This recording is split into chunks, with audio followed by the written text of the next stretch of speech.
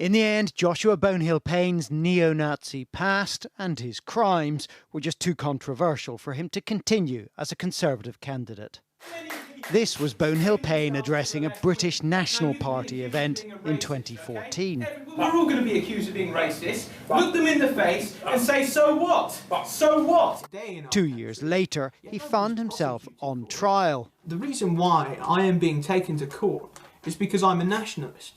In fact, he was convicted of the racially aggravated harassment of Jewish Labour MP Luciana Berger, who said his campaign of hate had a deep impact on her and her family. At the time of his trial, Bonehill-Paine was already serving a prison sentence for stirring up racial hatred, although that didn't stop him performing a Nazi salute in court. In recent years, he has been running a satirical website, has become a campaigner against anti-Semitism, and has regretted his past actions.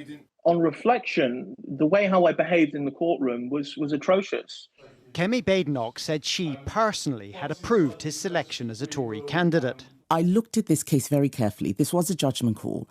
And this is someone who has served his sentence. And what I feel is that if we can't have the people who have previously been radicalised, who understand what went wrong and are part of the fight against anti-Semitism now, if we're saying, no, you're untouchable, then how can we pretend that we believe in rehabilitation? But then this afternoon, Bonehill-Paine withdrew, writing, "I know that if I stand as a council candidate, other political parties will spend all their time focusing on my past rather than the work I'm doing today, or even fighting anti-Semitism in their own midst." Tonight, the Foreign Secretary welcomed the withdrawal.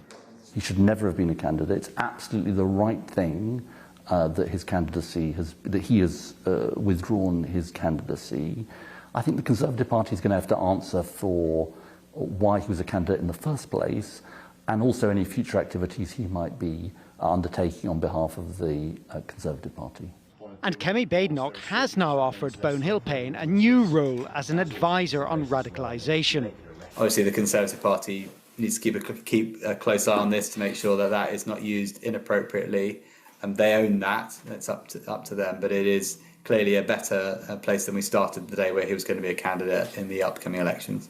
Tonight, the Labour Party said it beggared belief that Kemi Badenoch had selected Bonehill-Paine as a candidate, whilst Reform UK said it beggared belief that she had now made him an advisor.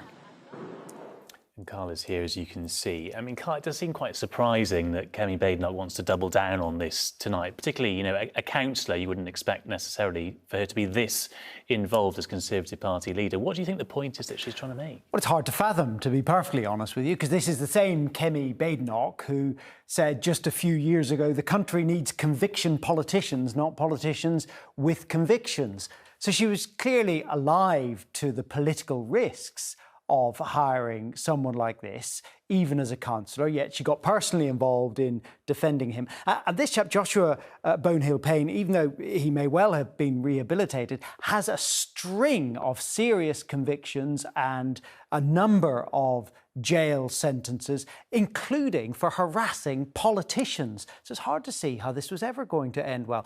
And speaking of which, one of those politicians, Luciana Berger, has spoken more about this tonight, saying the decision to welcome this individual as an advisor to the Leader of the Opposition is no better than allowing him to stand as a council candidate. It is a privileged and influential national role. As a victim of this man's heinous crimes, this appointment is an insult. And Luciana Berger is not only the victim of this man's crimes, but she is a pretty impressive campaigner and not somebody you really want on the other side. So I don't think that Kemi Badenoch has heard the last of this.